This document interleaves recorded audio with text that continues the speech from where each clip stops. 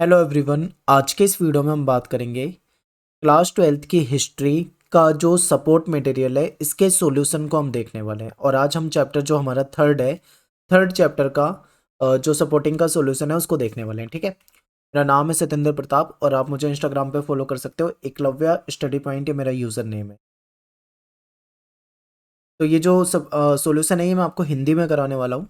तो चलिए वीडियो को स्टार्ट करते हैं। और इससे पहले मैं आपको एक इन्फॉर्मेशन और दे दूँ कि पूरे चैप्टर आपके बिल्कुल डिटेल में आपको पढ़ाए हुए हैं हिंदी मीडियम में।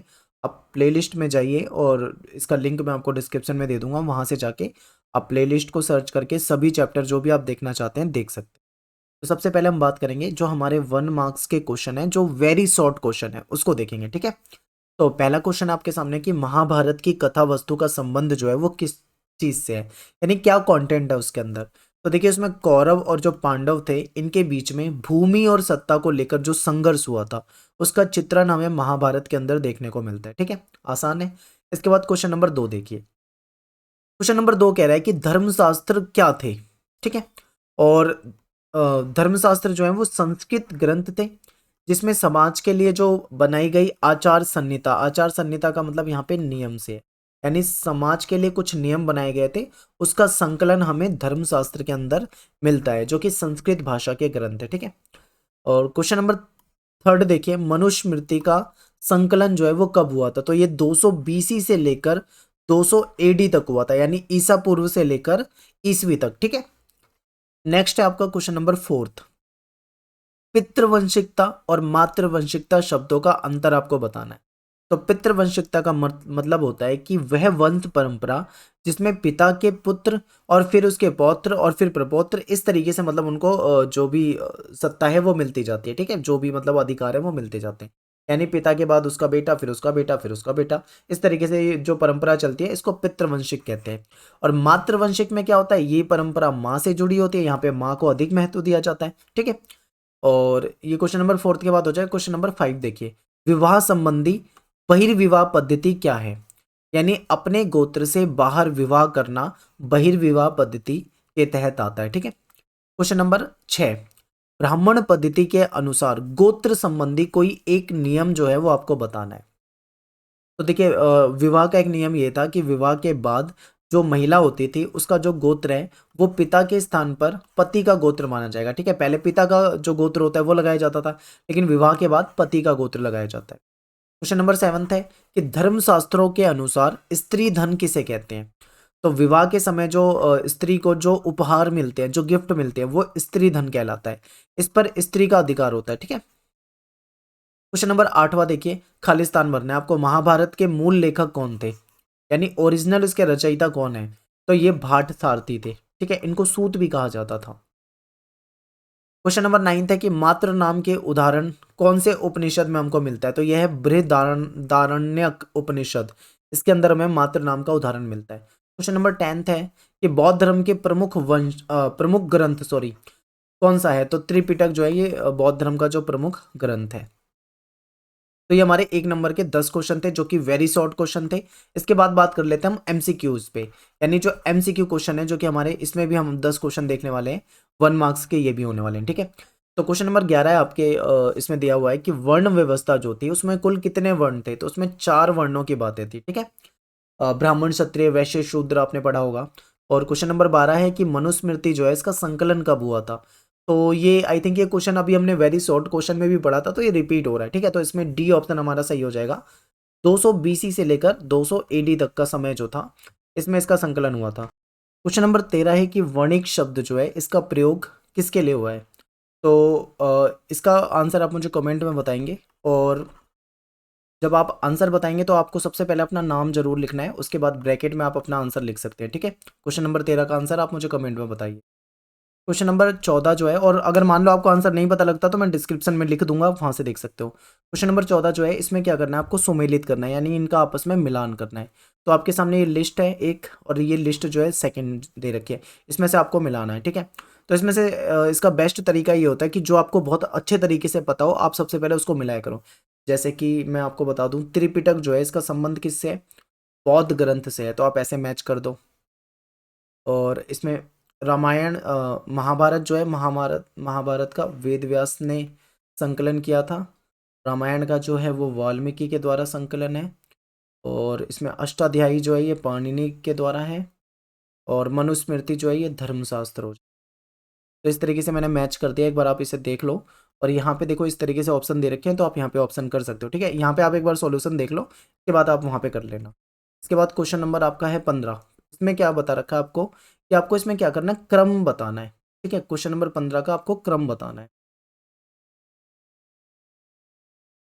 तो क्वेश्चन नंबर 15 में आपसे पूछा हुआ है कि सबसे पहले कौन सा आएगा। तो देखिए इसमें पहले आप ये देखो कौन सा बीसी में और कौन सा एडी में। ईसा पूर्व का मतलब यहाँ पे बीसी से है, और यहाँ पे क्या है, ये एडी है, और ये ईसा पूर्व यानी कि ये बीसी है, और यहाँ पे ईसवी यानी कि एडी है। तो बीसी पहले आता है, उसके बाद में एडी आता है, ठीक है। तो बीसी में क्या आपका सबसे पहले आएगा, मैं आपको बता दूं, एक बार ध्यान से देख लो आप इसको। तो इसमें जो आपका तीसरा है ये सबसे पहले आ जाएगा, इसके बाद आ जाएगा आपका पहला, ठीक है, क्योंकि ये बीसी में दे रखा है 500 से 200, ये आ जाएगा सबसे पहले। इसके बाद आपका आ जाएगा ये तीसरा आपका 500 बीसी वाला आ गया, इसके बाद 500 से 200 बीसी आ गया, के बाद आपका आ जाएगा ईडी में सेकंड आ जाएगा, और इसके बाद एक बार ये सबसे लास्ट में 300 से 600 यानी कि ये चौथे नंबर पे आ जाएगा। तो देखो एक बार मैंने मैच कर दिया, एक बार आप इसे देख लो ध्यान से, ठीक है। 3124 यहाँ पे आप ऐसे मैच कर सकते हो, ठीक है। इसके बाद क्वेश्चन नंबर 16 है।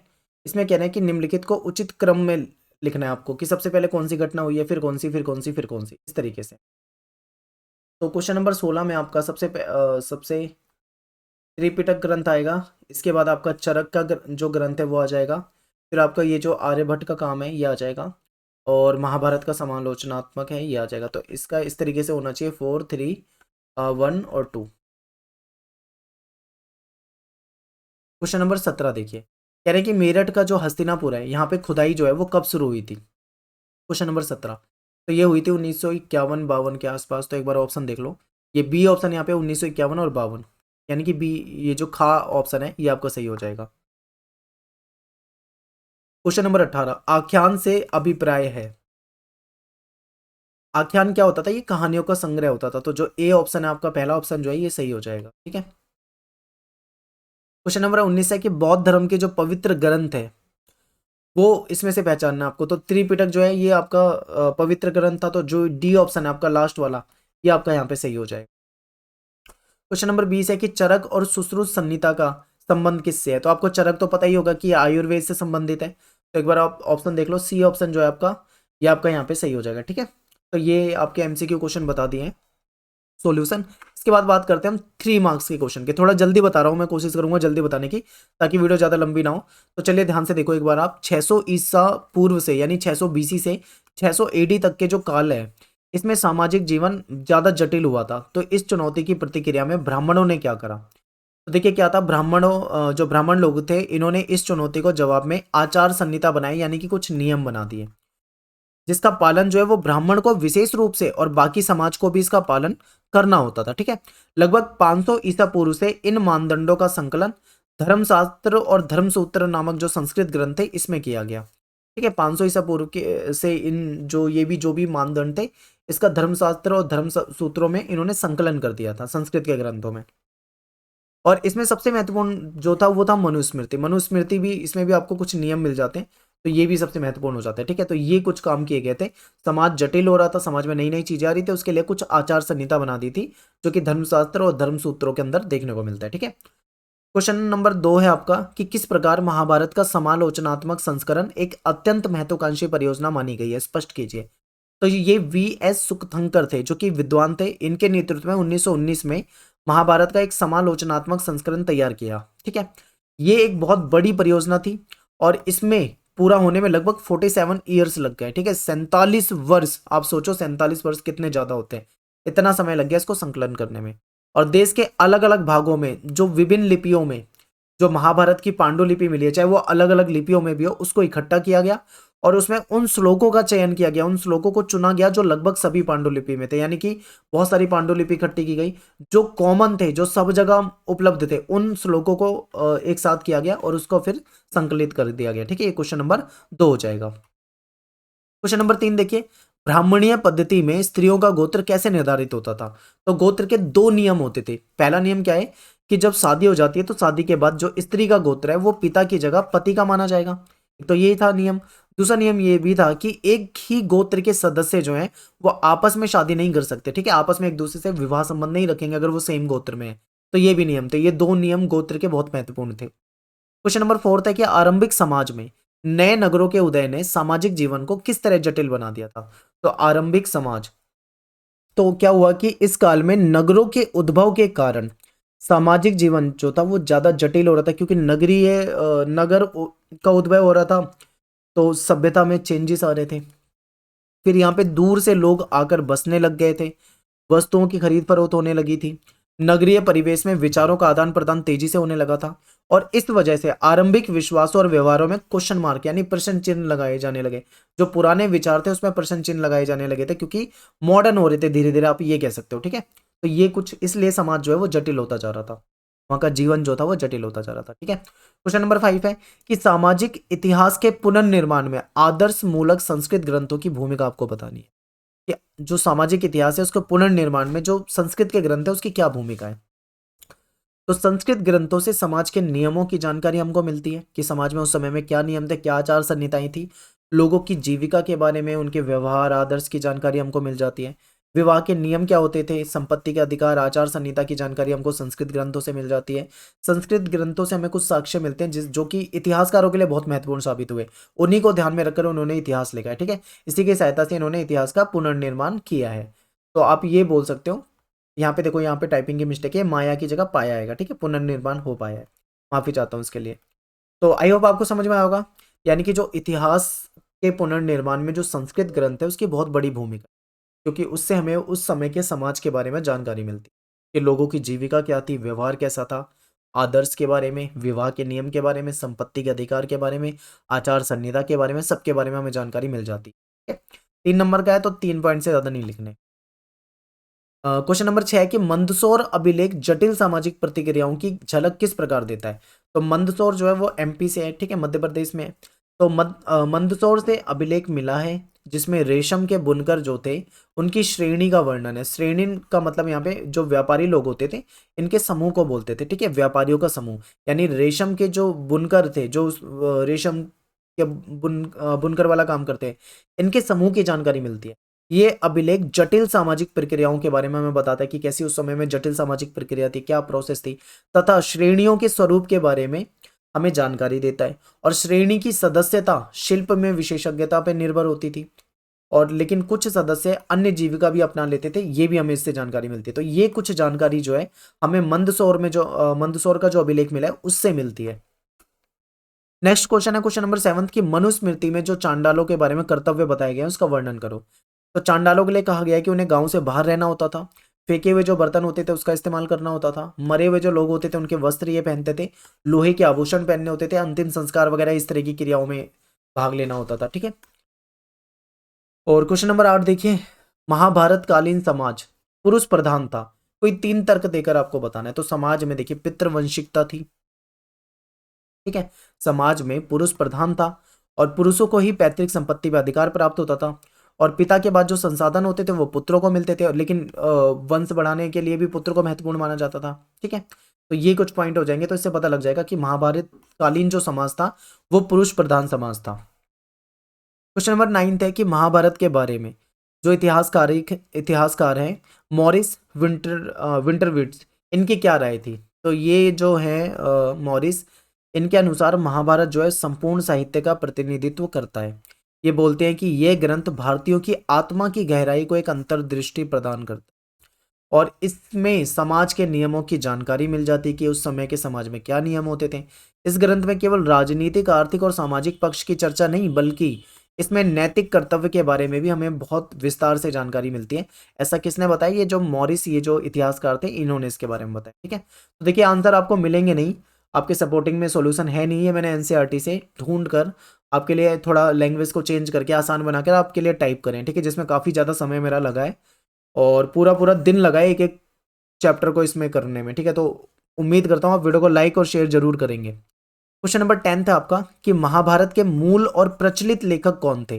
ओरिजिनल आपसे पूछा हुआ है, ठीक है, मूल रचयिता कौन थे। तो इसके जो मूल रचयिता थे वो थे भाट सारथी। ये सारथी होते थे और ये सूत भी इनको कहा जाता था। ये क्या होते थे, जब क्षत्रिय योद्धा होते थे लड़ाई करने के लिए जाते थे तो ये उनके साथ युद्ध क्षेत्र में जाते थे। ये वहां पे जो भी देखते थे उसके बारे में लिखते थे, उनकी विजय के बारे में, उनकी उपलब्धियों के बारे में कविताएं लिखते थे। और इनकी रचनाएं जो होती थी वो मौखिक रूप से होती थी, ठीक है, मौखिक रूप से, लिखित में नहीं था, मौखिक रूप से वो आगे प्रेषित हुआ करती थी। लेकिन 5वीं शताब्दी ईसा पूर्व से ब्राह्मणों ने इस कथा परंपरा पर अपना अधिकार कर लिया और इसको लिखा। तब ये हमको क्या है, लिखित रूप में प्राप्त हो गई आगे जाके। क्वेश्चन नंबर 11 है कि महाभारत कालीन समाज में विवाह से संबंधित कोई 3 नियम बताओ। तो ये आई थिंक ये क्वेश्चन भी रिपीट हो रहा है। गोत्र के बाहर विवाह किया जाता था, इसे बहिर्विवाह पद्धति कहते थे। कन्यादान जो था वो पिता का महत्वपूर्ण धार्मिक कर्तव्य माना जाता था, ठीक है। विवाह के बाद स्त्री का गोत्र बदल दिया जाता था, पिता के स्थान पे पति का गोत्र हो जाता था। ये पॉइंट हम पढ़ चुके हैं पहले भी, तो वही क्वेश्चन है, रिपीट आप मान लो इसे। क्वेश्चन नंबर 12 है कि वर्णित काल की जाति व्यवस्था के बारे में आपको बताना है, ठीक है, कोई 3 विशेषता बतानी है। तो वर्ण की तरह जाति भी जन्म पे आधारित होती थी, और वर्ण की संख्या तो 4 थी लेकिन जातियों की कोई निश्चित संख्या नहीं होती थी। कुछ ऐसे मतलब ऐसे भी अ, समुदाय थे जिनको वर्णों में नहीं रखा था, तो उनको बाद में जातियों में विभाजित कर दिया, ठीक है। जहां कहीं भी ब्राह्मणों का सामना नए समुदाय से हुआ, जो नए लोग थे जिन्हें वर्ण में समाहित करना संभव नहीं था, तो उन्होंने उसको जातियों में वर्गीकृत कर दिया। तो वर्ण 4 थे लेकिन जातियां जो थी वो बहुत सारी थी, ठीक है। इसके बाद क्वेश्चन नंबर 13 है, क्या महाभारत के समय स्त्री एवं पुरुष संपत्ति पर समान अधिकार रखते थे, आपसे पूछा जा रहा है। तो महाभारत के समय स्त्री और पुरुष संपत्ति पर अलग अलग इनके अधिकार होते थे। मनुस्मृति बताती है कि पैतृक जायदाद पर माता पिता की मृत्यु के बाद सभी पुत्रों में समान रूप से बांटा जाता था, लेकिन जो ज्येष्ठ पुत्र होता था, बड़ा बेटा होता था, उसको कुछ विशेष भाग दिया जाता था, ठीक है। स्त्रियों को इस संपत्ति पे अधिकार प्राप्त नहीं होता था, लेकिन जो विवाह में स्त्री को जो उपहार मिलते थे वो स्त्री धन कहलाता था, उस पे स्त्री का पूरा अधिकार होता था। तो ये कुछ अधिकार जो है संपत्ति के वो अलग अलग है, वही आपसे यहाँ पे पूछे हुए हैं, ठीक है। क्वेश्चन नंबर 14, आप कैसे कह सकते हैं कि महाभारत एक गतिशील ग्रंथ है। ये बहुत ज्यादा पेपर में आता है, इसे मोस्ट इंपोर्टेंट क्वेश्चन कहो, ठीक है। ये आपके 3 मार्क्स में या फिर 8 मार्क्स में भी आ सकता है, बहुत ज्यादा आता है पेपर में, तो इसे याद करना। आप कैसे कह सकते हैं कि महाभारत एक गतिशील ग्रंथ है, अपने उत्तर के पक्ष में आपको तर्क देना है।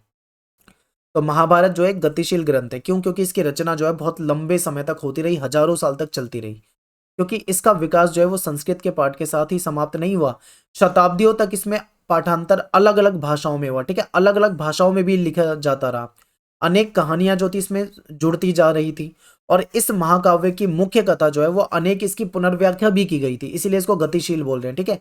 इसमें प्रसंगों को मूर्तिकला और चित्रों में भी दर्शाया गया था। अब यहाँ पे देखो गतिशील का मतलब क्या होता है, जैसे मान लो हमने कोई ग्रंथ लिख दिया, ठीक है, किसी व्यक्ति ने, मान लो वो 100 पेजों का ग्रंथ है या 1000 पेज का मान लेते हैं, ठीक है। वो वैसा का वैसा रहता है 100 साल बाद भी, उसमें कोई एडिट नहीं होता, उसमें कुछ नई चीजें नहीं जुड़ती, एक ही लैंग्वेज में रह जाता है, तो उसे गतिशील नहीं बोलेंगे, मान लो। लेकिन महाभारत इसका अपोजिट था। महाभारत में क्या है, हजारों साल तक नई नई चीजें, श्लोक जुड़ते गए जुड़ते गए, उसको अलग अलग भाषाओं में उसको अनुवाद होता रहा, उसकी अलग अलग तरह की पुनर्व्याख्याएं की जाती रही, उसमें बहुत सारे बदलाव आते जाते रहे, उसमें कई सारे श्लोक रखे गए, तो ये चीजें इसमें होती रही, इसीलिए इसको हम गतिशील ग्रंथ मानते हैं, ठीक है। इसके बाद क्वेश्चन 15 है कि वर्णित काल की वर्ण व्यवस्था के बारे में आपको बताना है। तो वर्ण व्यवस्था देखो, वर्ण व्यवस्था को ब्राह्मणों ने दैवीय व्यवस्था बताया था। वर्ण व्यवस्था के अनुसार टोटल 4 वर्ण होते थे, जिसमें ब्राह्मण, क्षत्रिय, वैश्य और शूद्र होते थे।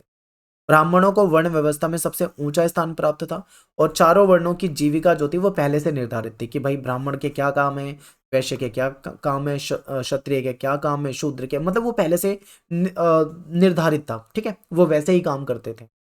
तो यहाँ पे हमारे जो 3 मार्क्स के क्वेश्चन थे वो खत्म हो जाते हैं। अब बात करेंगे हम लॉन्ग क्वेश्चन की, यानी कि 8 मार्क्स के क्वेश्चन। 8 नंबर में सबसे पहला क्वेश्चन है कि महाभारत काल में स्त्रियों तथा पुरुषों के संदर्भ में संपत्ति के अधिकार से क्या अभिप्राय। ये क्वेश्चन भी हम कर चुके हैं, तो दोबारा से देखते हैं। महाभारत के समय में स्त्री और पुरुषों के संपत्ति के अधिकार जो थे वो भिन्न थे, अलग अलग थे। मनुस्मृति के अनुसार पैतृक जो जायदाद होती थी उस पे माता पिता की मृत्यु के बाद जो पुत्र होते थे उनमें वो बांटा जाता था, ठीक है, लेकिन जो ज्येष्ठ पुत्र होता था उसको विशेष भाग का अधिकारी होता था। सेम क्वेश्चन हमारे 3 नंबर के क्वेश्चन में भी दिया हुआ था, और यही क्वेश्चन हमारे 8 नंबर में भी दिया हुआ है। स्त्रियों को संपत्ति पर अधिकार, इस संपत्ति पर अधिकार नहीं प्राप्त था, ठीक है, ये पुत्रों को मिलता था। लेकिन जब विवाह होता था तो विवाह में जो स्त्री को गिफ्ट मिलते थे उसे स्त्री धन कहा जाता है, उस पे उस स्त्री का पूरा अधिकार होता था, ठीक है। इस संपत्ति को वो चाहे तो संतान को विरासत के रूप में दे सकती थी, ठीक है। और देखिए यहाँ पे टाइपिंग की मिस्टेक है, यहाँ पे आएगा इस पर, ठीक है, इस पर उनके पति का कोई अधिकार नहीं होता था। मनुस्मृति के अनुसार स्त्रियों को पति की आज्ञा के विरुद्ध पारिवारिक संपत्ति या स्वयं अपने बहुमूल्य धन छुपाकर जमा करने की विरुद्ध भी चेतावनी दी जाती थी। यानी मनुस्मृति में बताया गया है कि स्त्रियों को पति की आज्ञा के विरुद्ध जाकर पैसे इकट्ठा करना या धन इकट्ठा करना या उसको छुपाकर इकट्ठा करना, ये इसकी परमिशन नहीं थी, इसकी चेतावनी दी थी, ठीक है। तो ये कुछ अधिकार हो जाते हैं। क्वेश्चन नंबर 2 देखिए एक बार, क्या यह संभव है कि महाभारत का एक ही रचयिता था? महाभारत को एक गतिशील ग्रंथ क्यों कहा जाता है? देखिए ये बात बिल्कुल भी संभव नहीं है कि महाभारत को किसी एक रचयिता ने रचा होगा, क्योंकि 1000 साल तक इसकी रचना होती रही थी। तो एक व्यक्ति 1000 साल तक तो जिएगा नहीं है, आपको पता है। तो समय के साथ मतलब इसमें कई सारे राइटर जो हैं, रचयिता जो है वो जुड़ते गए और ये विस्तृत होता गया होता गया होता गया, इसमें श्लोक आते गए, इसमें स्टोरी जुड़ती गई, ऐसे था, इसीलिए इसको गतिशील ग्रंथ कहते हैं, ठीक है। तो हम ये बोल सकते हैं कि नहीं, ये संभव नहीं है कि महाभारत का कोई एक ही रचयिता हो, क्योंकि ये लगभग 1000 वर्ष तक लिखी गई थी। महाभारत की मूल कथा जो थी उसके रचयिता भाट सारथी थे, लेकिन बाद में इस पर ब्राह्मणों ने अपना अधिकार कर लिया था और इसको उन्होंने इसकी आगे की रचना की। महाभारत को एक गतिशील ग्रंथ क्यों कहा जाता है?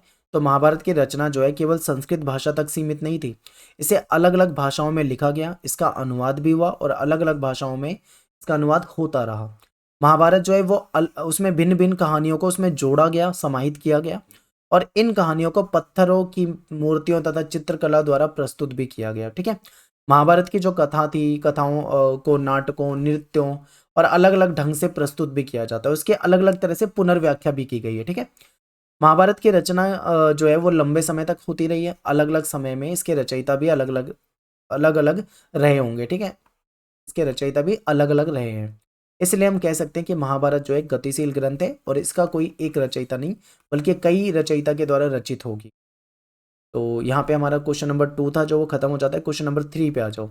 उन साक्ष्यों की चर्चा करो जो ये दर्शाते हैं कि बंधुत्व और विवाह संबंधी जो ब्राह्मणीय जो नियम थे उसका सर्वत्र अनुसरण नहीं होता था, यानी वो हर जगह उसका पालन नहीं होता था।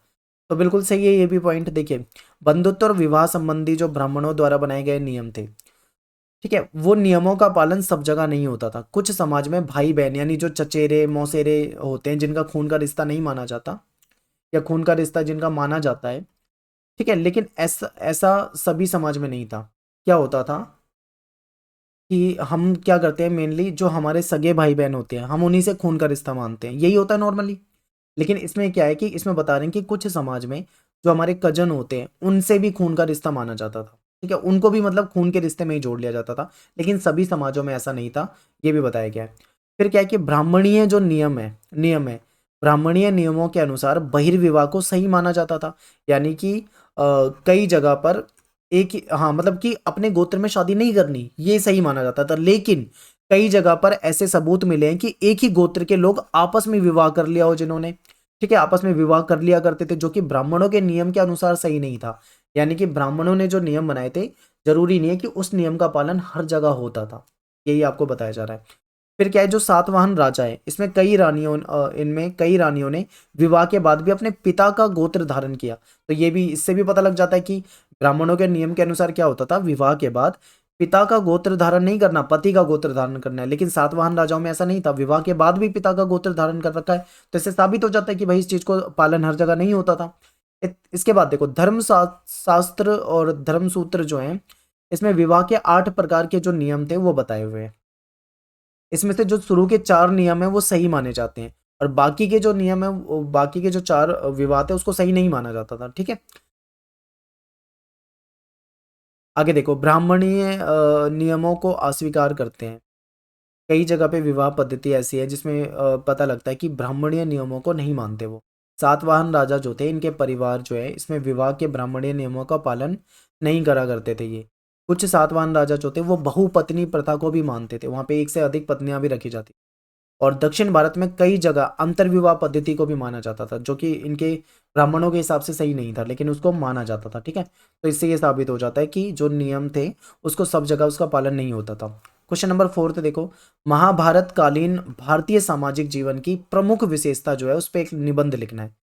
देखो, समाज में वर्ण और जाति व्यवस्था थी, ये हमने पढ़ लिया है। ब्राह्मणों को उच्च स्थान प्राप्त था, ये पढ़ लिया है, समझ लिया है।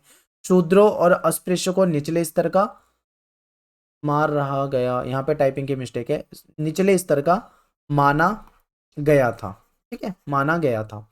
धर्मसूत्र और धर्मशास्त्र में चारों वर्णों, यहाँ पे वर्ग वर्ण आएगा, चारों वर्णों की जीविका जो थी वो निर्धारित थी कि ब्राह्मणों को क्या है, अध्ययन करना है, अध्ययन कराना है, दान लेना है। ठीक है, इस तरीके की चीजें, वेद वगैरह का अध्ययन करना है। और क्षत्रिय का काम रक्षा करना, शासन करना होता था। वैश्यों का काम जो था वो खेती पशुपालन वगैरह होता था। और शूद्र का जो था तीनों वर्णों का सेवा करना था। इस तरीके से चारों वर्णों के जो जीविका जो थी वो पहले से निर्धारित थी। शास्त्रों के अनुसार केवल क्षत्रिय राजा हो सकता था, ये भी कहा था। लेकिन ऐसे कई राजा भी हुए जो कि क्षत्रिय नहीं थे। ठीक है, ऐसे भी कई सबूत मिले कि कुछ ऐसे भी राजा हुए जो कि क्षत्रिय नहीं थे। ब्राह्मणों ने कहा कि नए समुदाय को, मतलब ब्राह्मणों ने जहां नए समुदाय को पाया जिन्हें वर्ण व्यवस्था में समाहित करना संभव था, तो उन्होंने उसको जातियों में विभाजित कर दिया। ठीक है, वर्ण जो थे वो केवल 4 थे, लेकिन जो जातियां थी उसकी कोई निश्चित संख्या नहीं थी, जाति कई सारी भी हो सकती थी। क्वेश्चन नंबर 5 देखिए, भारत के प्रसिद्ध महाकाव्य महाभारत की मूल विशेषताओं पे आपको प्रकाश डालना है।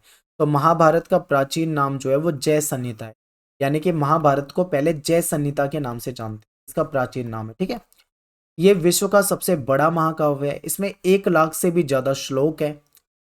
इसकी रचना लगभग 1000 वर्षों तक अलग अलग भाषाओं में होती रही। इसके मूल रचयिता जो थे वो भाट सारथी थे, इनको सूत कहा जाता था। और महाभारत जो है प्राचीन भारत के इतिहास के बारे में हमको जानकारी देती है। प्राचीन भारत में जो नियम थे, जो सामाजिक नियम थे, या जो वर्ण व्यवस्था थी, जो आचार संहिता थी, जो नैतिक कर्तव्य थे, इसकी जानकारी महाभारत से मिल जाती है। महाभारत में पांडव और कौरव के बीच में जो विवाद था, भूमि को लेकर जो संघर्ष था, ठीक है, सत्ता को लेकर जो संघर्ष था, वो हमें देखने को मिलता है। प्रारंभ में इसकी मूल कथा जो है वो भाट सारथी द्वारा रची गई थी, लेकिन बाद में इस पर ब्राह्मणों ने अधिकार कर लिया और इसको आगे लिखा था। ठीक है, इसके साहित्यिक कई बार ऐसा भी आ जाता है कि इसके जो मूल रचयिता थे वो कौन थे, वो भाट सारथी थे, लेकिन इस चीज साहित्यिक संकलन किसने करा था, तो उसमें वेद व्यास का नाम आता है। ठीक है, साहित्यिक रचना में किसका नाम आएगा, वेद व्यास, लेकिन मूल रचना की बात आए तो भाट सारथी। ये दोनों क्वेश्चन अलग अलग है, लेकिन कंफ्यूज नहीं होना। मूल ओरिजिनल की बात आए तो भाट सारथी, और साहित्यिक रचना तो वेद व्यास। ठीक है, तो नाम याद रखना ये। तो मिलते हैं फिर आपसे नेक्स्ट वीडियो में। थैंक्स फॉर वॉचिंग सभी को, और टेलीग्राम ग्रुप ज्वाइन कर लो, class 12th ESP new group नाम से अपना टेलीग्राम पे ग्रुप है, वहाँ पे जुड़ जाइए, आपको वीडियो के लिंक वगैरह मिल जाए करेंगे। थैंक्स फॉर वॉचिंग सभी को। जय हिंद, जय भारत।